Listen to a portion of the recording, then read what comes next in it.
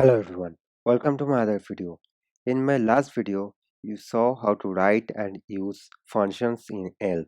So in this video, we will start to look at specific types available in ELM. ELM has basic primitives you would expect. Take a look at the primitive types by looking into terminal and writing ELM label. Strings are generally enclosed in double quotes.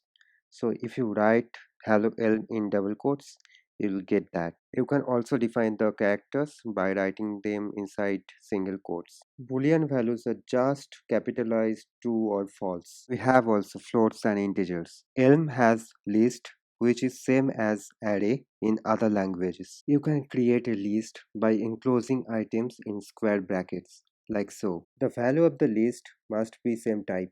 For example, if we put one string and one integer inside list, it will throw one error. Elm has record, which is a data structure similar to object in JavaScript. But there are some differences between JavaScript object and Elm records.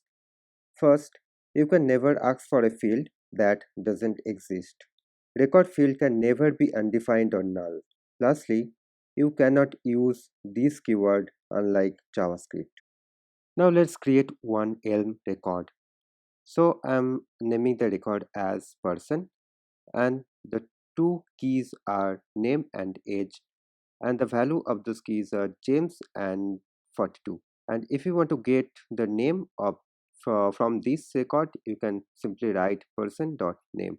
So these are the basic concepts about type system in Elm. Catch you up in the next one.